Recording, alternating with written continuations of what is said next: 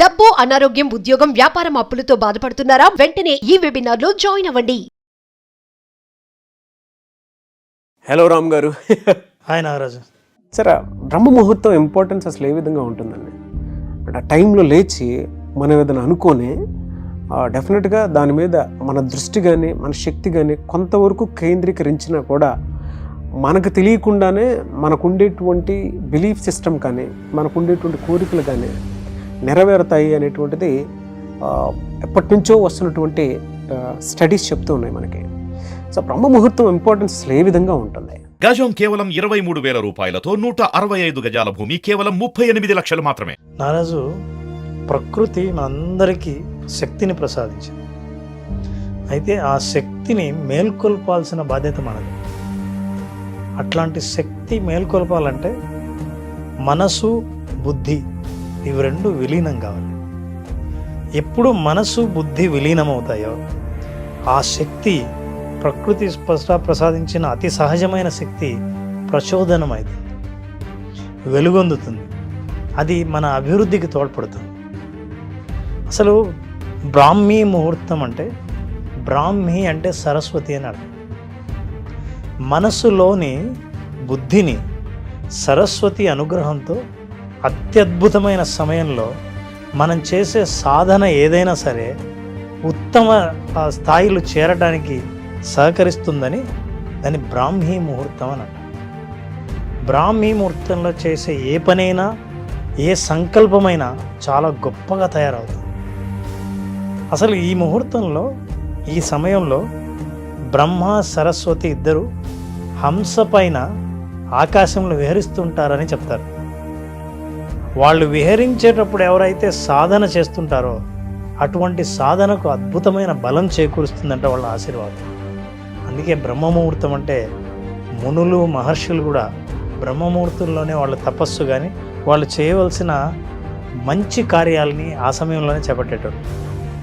అంతేకాదు, బ్రహ్మముహూర్తం నుంచి చేపట్టే ఆలోచన కానీ ఏదైనా, పొద్దున లేచి చేసే సాధన ఏదైనా సరే ఆ సాధనకు ఉన్నత స్థితి చేరుకునే అవకాశాలు చాలా ఉన్నాయంట. సూర్యోదయం తర్వాత నిద్ర లేచిన వాళ్ళకి తమో గుణం ఎక్కువ ఉండి ఆలస్యం, బద్ధకం, అజాగ్రత్త ఇవన్నీ పెరుగుతాయి. అర్ధరాత్రి తర్వాత కూడా నిద్రించే వాడికి రజోగుణాలైన క్రోధము, ఆవేశము, కోపము ఎక్కువగా ఉంటాయి. అందుకే ప్రశాంత స్థితిలో ఏదైనా చేయాలని అనుకుంటే, తనకు తానుగా ఏదైనా ఆలోచించాలనుకుంటే సెల్ఫ్ రిఫ్లెక్షన్, ఈ సమయం బ్రహ్మముహూర్తం. దాదాపు 48 నిమిషాల పాటు బ్రహ్మముహూర్తంగా చెప్పబడే ఉదయపు సమయం చాలా అద్భుతమైందిగా అందరూ కొలుస్తారు. అంతేకాదు, బ్రహ్మముహూర్త సమయంలో నిద్ర లేచేవాడి ఆయుర్దాయం పెరుగుతుందని కొన్ని పురాణాల్లో, దేవి భాగవతంలో చెప్పారు. సో ఈ బ్రహ్మముహూర్తంలో చేసే ఏ పని కానీ, ఏ సంకల్పం కానీ, ఏ ఆలోచన కానీ మనిషిని ఉన్నత స్థితికి తీసుకెళ్ళడానికి సహకరిస్తుంది. మనం ఆధ్యాత్మిక విషయాలు పక్కన పెడితే సహజంగానే మనిషి ఉదయం లేస్తే తను చేయవలసిన చేయవలసిన కార్యంతో పాటు తను అనుకోవడానికి మోటివేషన్ ఏదైతే ఉందో ఆ మోటివేషన్ని ఆ సమయంలో పొందుతాడు. ఆ ప్రశాంత సమయం, ఆ ఒంటరితనం, ఎటువంటి డిస్ట్రాక్షన్స్ లేని ఆ సమయంలో తనకు జీవితంలో కావాలనుకున్నది ఏంది, ఎలా సాధించాలా అన్న ఆలోచనకి పరిష్కార మార్గాలు కూడా దొరుకుతాయి. మీరు ఇలా మాట్లాడుతుంటే జనరల్గా నాకు ఒక కాలింగ్ వాయిస్ ఒకటి చెప్తుందండి. నా మనసులో ఉన్న మాట ఒకటి చెప్తుంది నాకు. మునులు, ఋషులు మాట్లాడితే ఏ విధంగా ఉంటుందో నేను డైరెక్ట్ లైవ్లో ఎక్స్పీరియన్స్ చేయలేదు సార్. బట్ మీరు మాట్లాడుతుంటే మేబీ వైబ్రేషన్స్ అంటే నాలెడ్జ్ ఉన్న పర్సన్స్ తోటి కూర్చొని ఒక డిస్కషన్ పెట్టుకున్నప్పుడు ఆ వైబ్రేషన్స్ తాకినప్పుడు ఆ కాలింగ్ వాయిస్ అదే చెప్తుందేమో.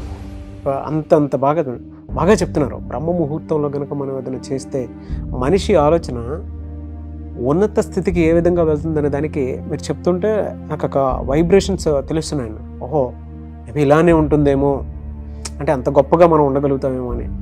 Sorry to interrupt you sir, extremely very sorry, అంటే ఆపుకోలేక చెప్పాను. Please continue. ఇది ఆయుర్వేదంలో కూడా నాగరాజు కొన్ని వైద్యాలు కేవలం బ్రహ్మముహూర్తంలోనే చేస్తారు. ఆ వైద్య ప్రభావం కూడా బ్రహ్మముహూర్తంలో ఉంటుందని నమ్ముతారు. సో బ్రహ్మముహూర్త కాలం అనేది ఉదయం నిద్రలేస్తే తను కార్యోన్ముఖుడు కావడానికి, రాత్రి తనను ఏదైతే కలలు కన్నాడో, ఏదైతే సాధించాలని కోరుకున్న దాన్ని సాధించడానికి పొద్దున్నే నిద్ర లేవటం, నిద్ర లేచి తన కోరికను, తన సంకల్పాన్ని ఒక్కసారిగా తను తలుచుకొని ముందుకు ఎలా వెళ్ళాలో నిర్ణయించుకొని వెళ్తున్నప్పుడు అతనికి అద్భుతమైన ఆత్మవిశ్వాసం కూడా పెరుగుతుంది. ఎందుకంటే ఈ సమయంలో లేచిన వాళ్ళు మామూలుగా నిద్ర లేచే వాళ్ళకంటే వీళ్ళకి కాలం ఎక్కువ ఉన్నట్టే లెక్క. కొన్ని గంటల పాటు కాలాన్ని సొంతం చేసుకోగలిగిన శక్తి ఉన్నప్పుడు మిగతా వాళ్ళకంటే ముందుగానే సక్సెస్ని కూడా సొంతం చేసుకునే శక్తి వీళ్ళకి కలుగుతుంది. సో అన్ని సంస్కృతుల్లోనూ, అన్ని కల్చర్స్లోనూ, అన్ని కాలాల్లోనూ బ్రహ్మముహూర్తానికి విపరీతమైన విలువ ఇవ్వడం జరిగింది. సో ఈ బ్రహ్మముహూర్తం అనేది మనం తెల్లవారుజాముగా మనం చెప్పుకునే ఈ సమయంలో నిద్ర లేచినప్పుడు సుషుమ్న నాడి, మీరు ఎప్పుడైతే శ్వాస తీసుకుంటారో సుషుమ్న నాడి ఓపెన్ అవుతుంది. ఎప్పుడైతే బ్రహ్మముహూర్తంలో సుషుమ్న నాడి ఓపెన్ అవుతుందో ధ్యానానికి ధ్యాస కుదురుతుంది. ధ్యానానికి ఎప్పుడైతే ధ్యాస కుదిరిందో ధ్యానంలో మీరు చేసిన ఆలోచన అద్భుతమైన ప్రకంపనలు సృష్టించే గొప్ప శక్తిగా మారుతుంది. ఇన్ని లక్షణాలు, ఇన్ని ప్రయోజనాలు, ఇన్ని ఆశీర్వాదాలు ఉన్న బ్రహ్మముహూర్తాన్ని వదులుకోవడానికి ఎవరు మాత్రం సిద్ధపడతారు? ఈ ప్రయోజనాలు తెలియని వాళ్ళు, దీనివల్ల బ్రహ్మముహూర్తం వల్ల తమ జీవితంలో కలిగే ఒక చైతన్యం గురించి అర్థం చేసుకోలేని వాళ్ళు ఈ బ్రహ్మముహూర్తాన్ని నిర్లక్ష్యం చేయొచ్చు, తెలియకపోవచ్చు. కానీ ఎక్కువ సాధించేవాళ్ళు, విజయాన్ని పొందేవాళ్ళు, విజయం ఎలా సాధించాలో ఆలోచన చేసేవాళ్ళు, వాళ్ళ ఆలోచనలు గొప్ప గొప్ప ఆలోచనలు ఈ సమయంలో పుట్టినవే. కాబట్టి బ్రహ్మముహూర్తం అన్నది ఏదైనా సరే సంకల్పం లేదా భవిష్యత్తు కార్యాచరణ, ఆ కార్యాచరణకు మీరు కూర్చోవాలనుకుంటే ఆ రూపం ఏర్పడేది మాత్రం ఈ బ్రహ్మముహూర్తం. ఎగ్జాక్ట్గా ఇదే టైం అని ఏమైనా అనుకోవచ్చు సార్? అంటే దానికి సంబంధించి ఏమైనా పర్టికులర్గా ఉందా? యాక్చువల్గా ఒరిజినల్గా బ్రహ్మముహూర్త సమయం ఏది అనడానికి సూర్య ఉదయాన్ని బట్టి ఉంటుంది. అయితే కాలం మాత్రం 48 నిమిషాలు, 4:30 నుంచి 48 నిమిషాల పాటు బ్రహ్మముహూర్తంగా చెప్పొచ్చు. అంటే ఇది యావరేజ్. ఖచ్చితంగా చెప్పాలనుకుంటే ఎవరైనా సరే ఏ రోజుకు ఆ రోజు సూర్యోదయానికి ముందు మా ఘడియలు క్యాలిక్యులేట్ చేసి దాన్ని బ్రహ్మముహూర్తం అంటారు. ఈ సమయం 6 కంటే ముందు, 5:30 కంటే ముందే ఈ బ్రహ్మముహూర్త సమయం మనం చూడొచ్చు. ఇది బ్రహ్మముహూర్తం.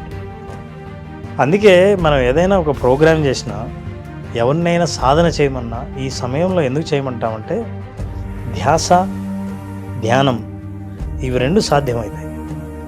శ్వాస తీసుకునేది మీరు చేస్తున్నప్పుడు శ్వాస ప్రక్రియలో స్వచ్ఛమైన స్వచ్ఛమైన గాలిని ఎప్పుడైతే తీసుకుంటారో శరీరం ఉత్సాహభరితంగా మారి ఆరోగ్యంతో మీరు భావించినప్పుడు మీ భావన, మీ ఆలోచన, అలాగే మీరు కోరుకునే కోరిక చాలా బలం ఏర్పడి ఈ కోరికను సాకారం చేసుకునే ఆలోచనలు, పరిష్కార మార్గాలు మనకు తడుతాయి.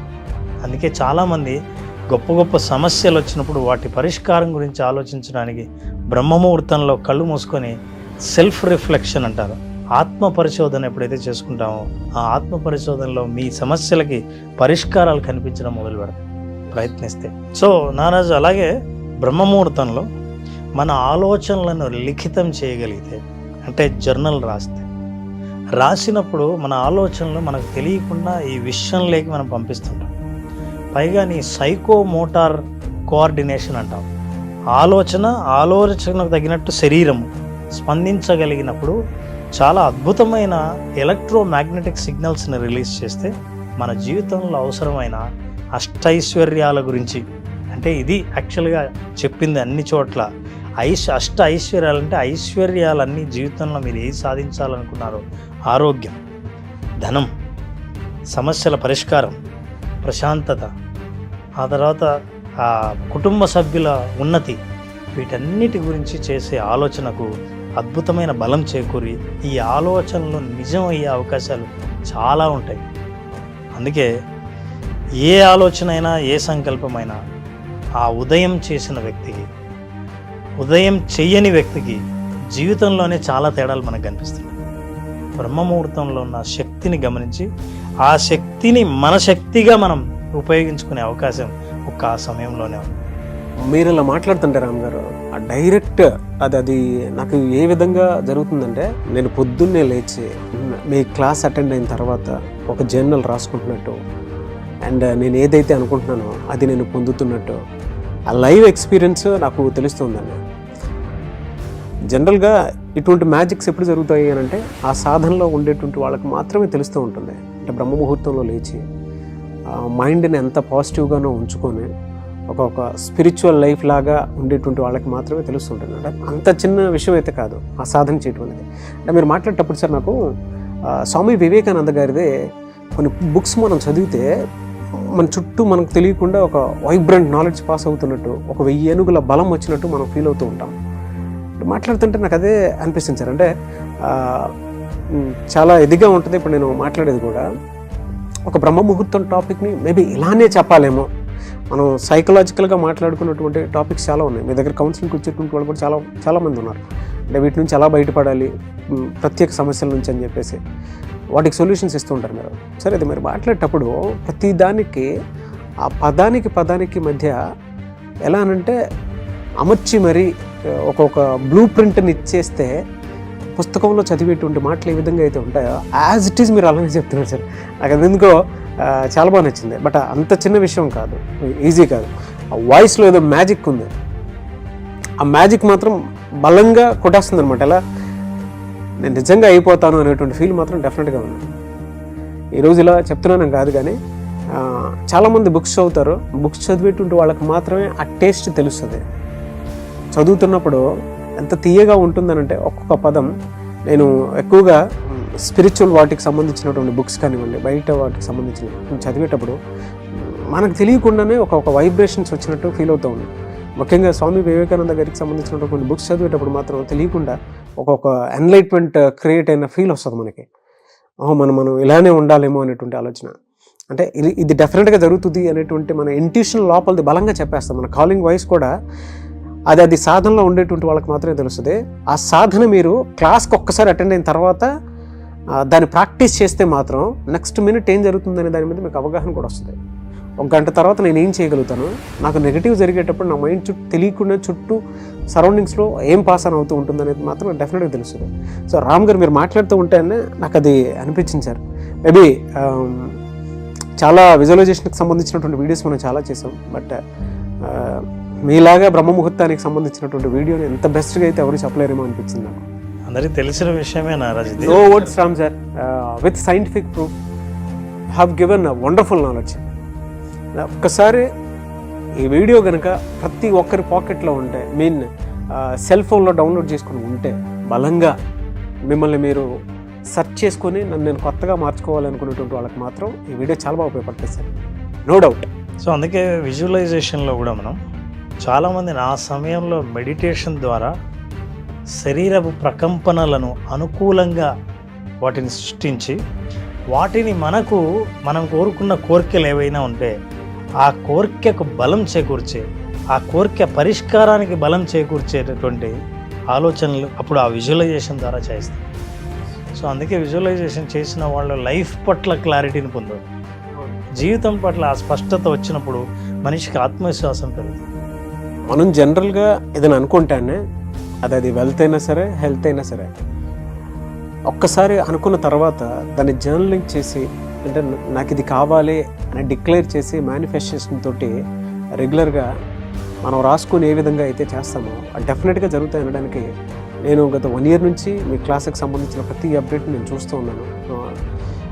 ఆ రిజల్ట్ నేను చూసింది కూడా నేను మీకు చాలాసార్లు చెప్పాను. ఆ అనుభూతిని నేను ఇలా ఎక్స్పీరియన్స్ అయ్యాను అని చెప్పేసి చాలాసార్లు చెప్పాను సార్.